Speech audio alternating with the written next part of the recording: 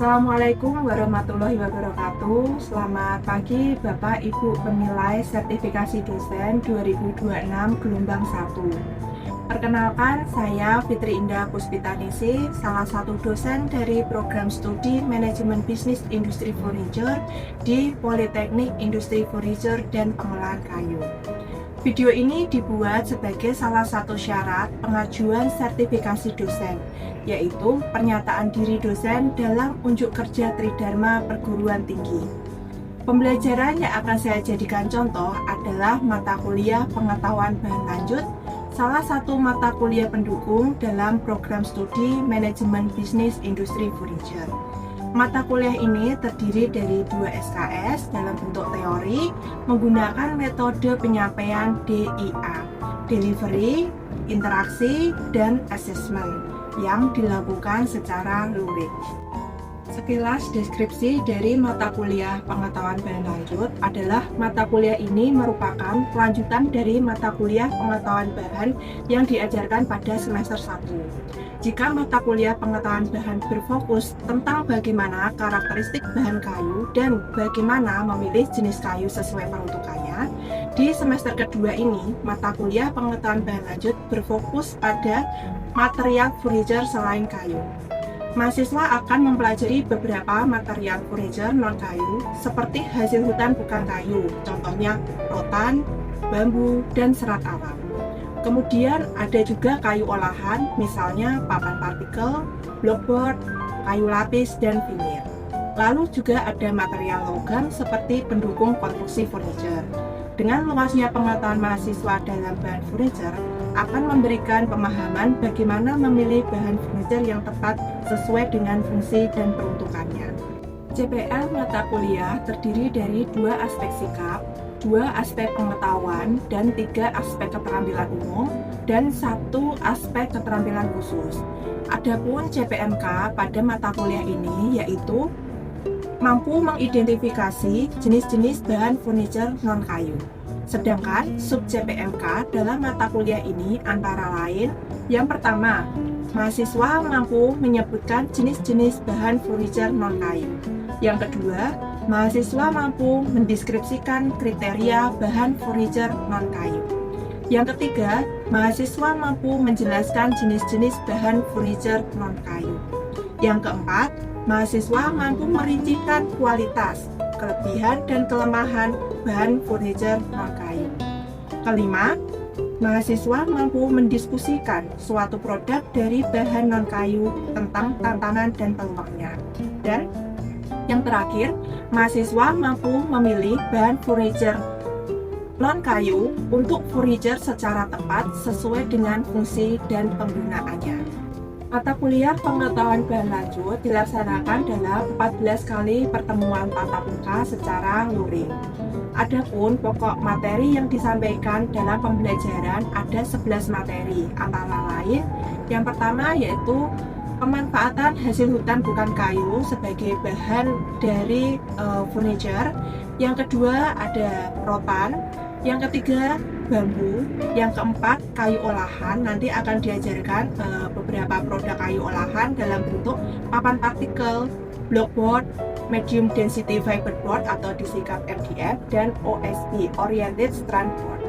Yang kelima ada materi tentang plywood dan veneer, yang keenam tentang metal, yang ketujuh tentang bahan plastik, yang kedelapan tentang resin, yang kesembilan tentang serat alam untuk pendukung furniture, yang ke-10 ada hardware dan fitting furniture, dan yang terakhir adalah bahan finishing. Sumber pembelajaran berasal dari berbagai buku, artikel ilmiah, dan website yang tertuang dalam RPS. Adapun contoh sumber pembelajarannya seperti yang pertama ada modul mata kuliah pengetahuan bahan lanjut, yang kedua ada buku finishing kayu, yang ketiga ada buku tentang budidaya bambu, dan ada lagi buku tentang sifat dasar dan kegunaan rotan. Untuk aspek penilaian terdiri dari 4 kategori pada pembelajaran, yaitu yang pertama yaitu aspek kedisiplinan, diperoleh dari absensi mahasiswa dengan proporsi 15%. Kemudian nilai tugas berupa tugas individu maupun tugas kelompok dengan proporsi 20%. Kemudian ada nilai UTS, yaitu dari materi pertama hingga materi kelima dengan proporsi 25%. Nilai UAS mulai dari materi 1 hingga materi terakhir, yaitu materi ke-11 dengan proporsi 40%. Saya juga telah membuat video pembelajaran di kelas dengan mengambil submateri keempat tentang kayu olahan yang dilaksanakan pada pertemuan kelima di kelas.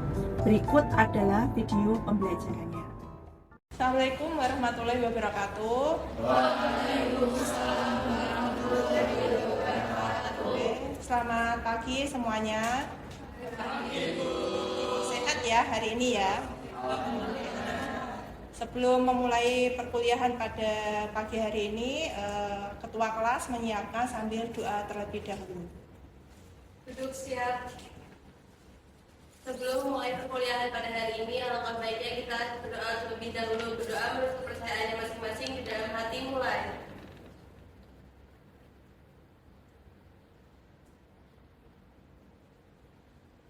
Doa selesai. Oke. Di sini ada yang izin atau belum datang? Komplit sakit siapa? Mas Raka. Oke. Saya absen dulu ya. Alinka Himatul Alia, Ainun Najib, Khairunisa Nadine Ramadhani, Devi Dian Azura, Erlina Okta Ramadhani, Gadis Mawar Pradina, Hafiz Aulia Rahman, Indi Tabita Maulidia, Jihan Kariman, Kristina Siahaan, Muhammad Husni Fatin Anwar, Nadine Amelia Karisma, Naisha Ardarani Kusuma, Nur Hanifah, Nabila Salma Agustin, Kakak izin ya, Ria Ronauli Simbolon, Septiani Putri, Sylvia Ayuningrum, Sir Zikri Atmesya, Siva Latifatu Syarifah, Winda Tantiana, Yusuf Al-Irsyad, Zara Suci Alia.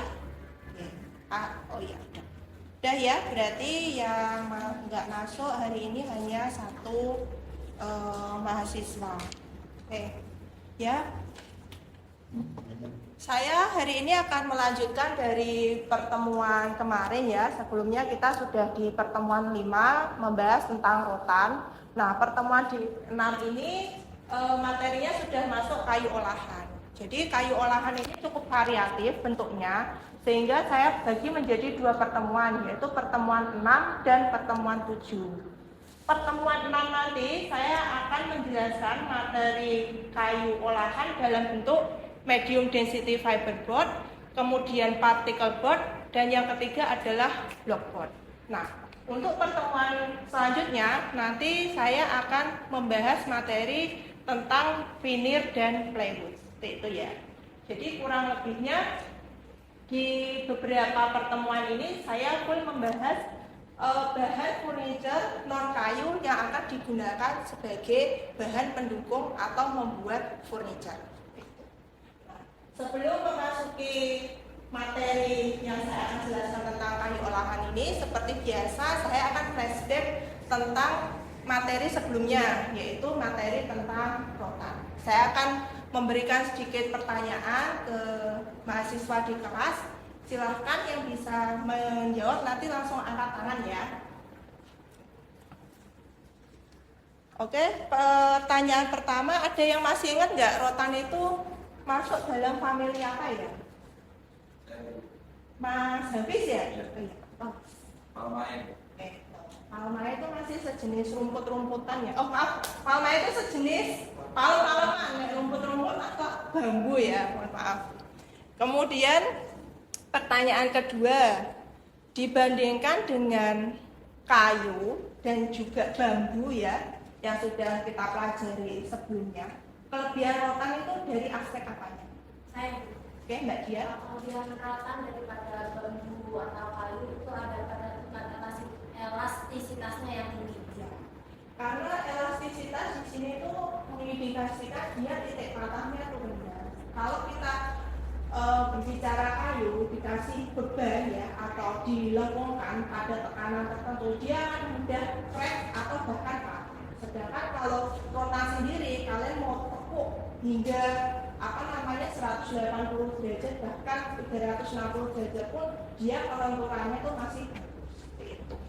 Nah, lanjut ya, pertanyaan selanjutnya. Tadi kan kelebihannya rotan itu elastis ya. Jadi sebenarnya pemanfaatannya itu buat produk apa sih? Mas Ainul? Rotan digunakan untuk aircraft dan furniture dengan nilai estetika yang tinggi. Ya, jadi rotan sendiri kan ini ya paling banyak itu ada di Kalimantan. Jadi kalau mungkin beberapa kalian nanti berkunjung ke Kalimantan, kemudian bawa buah tangan ya atau oleh-oleh, biasanya sering ditemukan itu kayak dompet, tas, bahkan kayak vas bunga itu terbuat dari rotan karena itu adalah bentuk anyaman ya. Jadi dia elastis, jadi dia mudah untuk dianyam, mempunyai nilai estetika. Oke. Pertanyaan terakhir.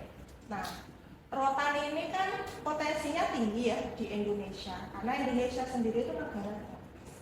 Tapi dari penjelasan saya kemarin, produk rotan di Indonesia itu masih kalah dengan negara pesaing.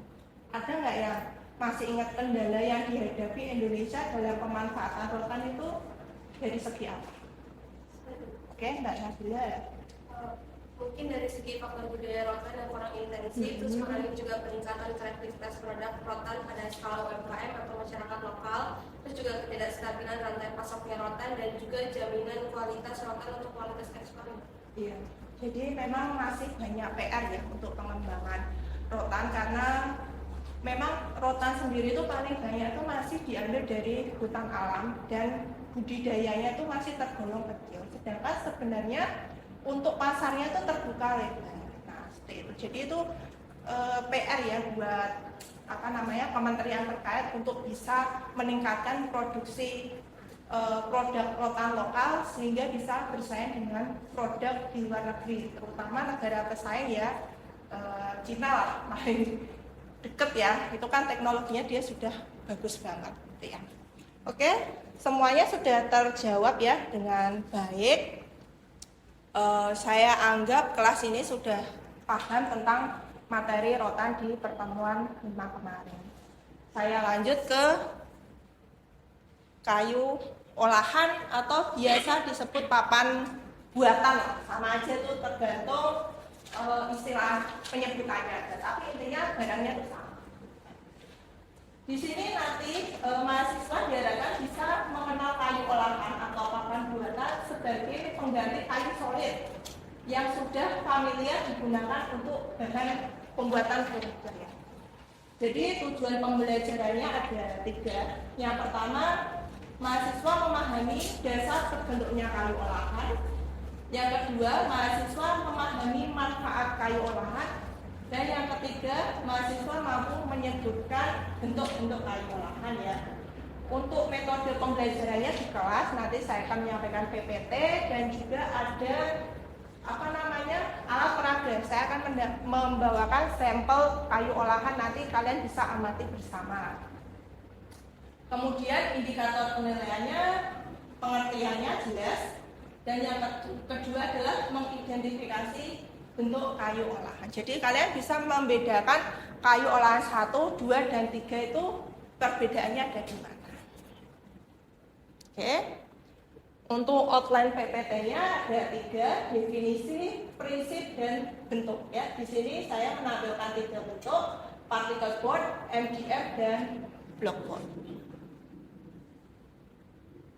Nah, di sini ya, ini adalah bagan secara umum dari pemanfaatan kayu. Secara umum, kayu itu dibagi menjadi 3 fungsi utamanya. Pertama, dia dalam bentuk kayu solid, yaitu seperti tempat duduk atau meja yang saya pakai dulu. Jadi suaranya solid ya, maksudnya memang dia itu kayu murni, belum ada proses fabrikasi atau tambahan yang lain. Biasanya dia mengandalkan kekuatan, yaitu digunakan untuk konstruksi, bisa untuk jembatan, kemudian fondasi, dan juga bisa untuk furniture ya, mebel. Yang kedua itu ada panel kayu atau kayu olahan ini. Ini bentuknya ada plywood, particle board, dan laminat board. Jadi memang ini terbuat dari kayu, tapi sudah bukan kayu solid lagi. Jadi ada campuran dan proses fabrikasi.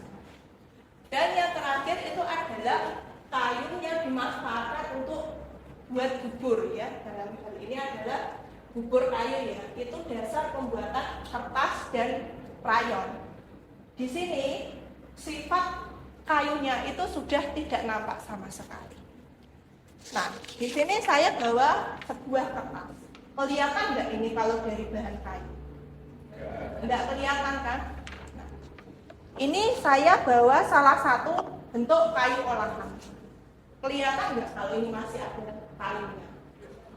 Itu bedanya item 2 dan 3.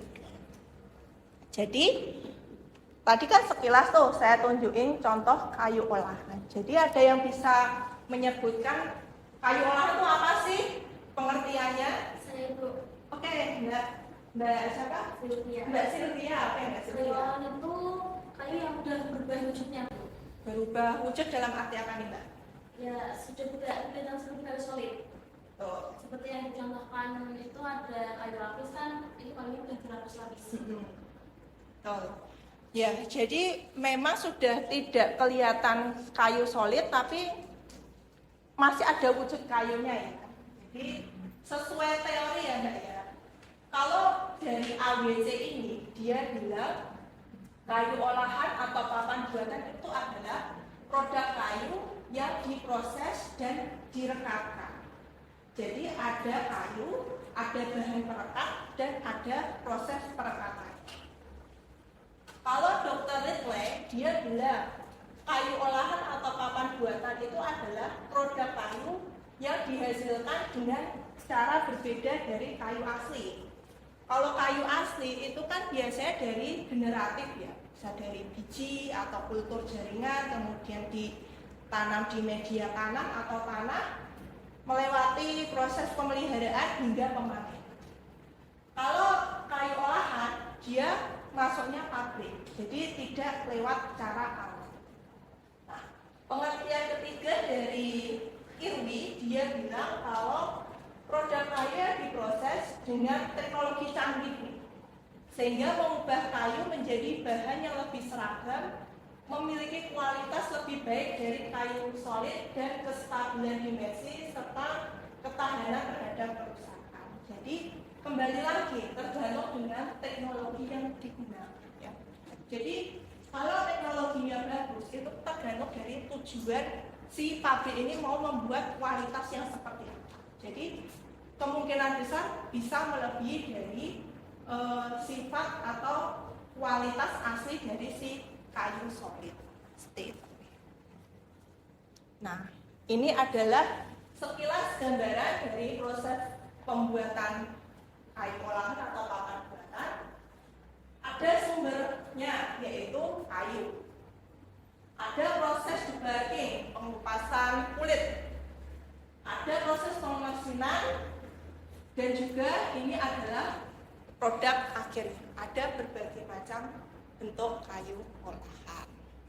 Nah, di sini saya sudah membawakan sampel dari kayu olahan.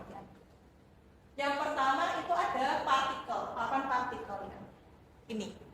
Kata kuncinya dia adalah partikel atau potongan-potongan kayu yang direkat. Ini adalah contoh. Jadi di sini masih terlihat bentuk cacahan chip atau potongan-potongan kecil kayu yang direkatkan. Kemudian ya, nah yang kedua saya membawa sampel bentuk MDF, medium density fiberboard. Di sini kata kuncinya itu adalah serat kayu. Sini sudah tidak terlihat potongan atau chip, tapi dia lebih padat ya. Ini adalah. Nah, yang ketiga saya bawa lagi nih. Namanya blockboard. Blockboard ini kata kuncinya adalah potongan kayu berbentuk blok yang disusun seperti musim. Jadi saat kalian melihat gambar ini kan ada 3 sekat kayu atau 3 sekat potongan kayu yang direkatkan, kemudian diapit bagian top dan bottomnya menggunakan vinil. Ini adalah contoh dari blockboard.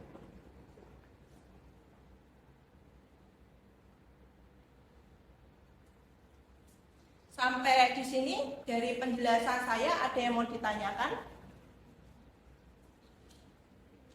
terkait 3 item ya, Mas Sir? Kira-kira dari jenis papan di atas kayak MDF, particle board, plywood, mana sih yang bagus untuk dipakai di furnitur indoor? Oke, coba saya dulu ya. Pinjam dulu ya Mbak ya. Mas Sir menanyakan perbedaan ketiganya untuk furniture indoor ya. Kalau dari pengamatan, ini di luar dari teknologi yang digunakan tiap pabrik ya. Jadi ini adalah saya jelaskan secara dari bentuk yang saya bawa ini. Dari ketiga bentuk bahan ini, yang paling bawah particle board ini mempunyai sifat paling poros. Dalam arti dia rongganya terlalu besar sehingga sifat absorpsi atau penyerapan airnya itu tinggi. Di saat penyerapan airnya itu tinggi, air ini mampu memecah ikatan perekat di dalam particle board ini. Jadi ibaratnya kayak perekatnya kayak ngeripili loh bahasa Jawa. Jadi dia menghilangkan rekatan di dalam antar potongan kayu. Yang kedua, ini kan kalau ini sudah basah, pasti dia akan lembab, pasti. Kalau lembab berarti dia empuk. Nah, sesuatu yang empuk kemudian kayu ini itu kan mengandung karbohidrat. Pasti nanti akan ada organisme perusak kayu yang akan menyerangnya. Minimal jamur pasti kena, rayap, semut pasti dilihat. Jadi jika dilihat dari 3 item ini, mana yang paling kurang bagus ya untuk digunakan untuk furniture? Sebenarnya satu sama lain itu punya kelebihan dan kelemahan. Nah, saya sarankan untuk particle board ini jangan digunakan untuk indoor, tapi di daerah yang dekat dengan air. Misalnya daerah kitchen set atau wastafel, daerah dekat toilet ya, atau toiletry lah seperti itu, atau bahkan untuk outdoor yang terkena panas dan hujan, mending jangan. Nih ya. Untuk blockboard dan MDF, mana yang lebih bagus? Saya bilang yang MDF. Karena kembali lagi, kayu olahan itu musuh utamanya itu adalah air, kelembaban. Jadi semakin bagus resinya atau perekatnya, semakin padat bahan penyusunnya, dia semakin kuat. Apa sudah terjawab, Nasir? Apa ada pertanyaan lagi? Oke. Jika dirasa tidak ada pertanyaan ya, ini saya ada tugas buat kalian. Simpel aja sih tugasnya, hanya review jurnal ya, review jurnal. Sudah saya buatkan template-nya dengan kriteria ini ya. Jadi jurnal tentang papan partikel, MDF atau blockboard, kalian pilih salah satu. Jurnalnya boleh nasional ataupun internasional dengan durasinya maksimal 8 tahun ya. Kemudian dikumpulkan maksimal 18 Juli ya, Adlink. Jadi ini sudah saya input di Adlink. Nanti kalian pengumpulannya dari Adlink semua. ya. Dari tugasnya apa? Sudah jelas? Sudah jelas ya. Oke, kalau sudah jelas, sekian materi dari saya. Kita akan ketemu lagi di minggu depan di pertemuan ke-7 ya, untuk materi Plywood dan Veneer. Oke, saya cukupkan untuk kuliah pada pagi hari ini. Semoga ilmunya bermanfaat. Wabillahi taufiq wal hidayah. Wassalamualaikum warahmatullahi wabarakatuh.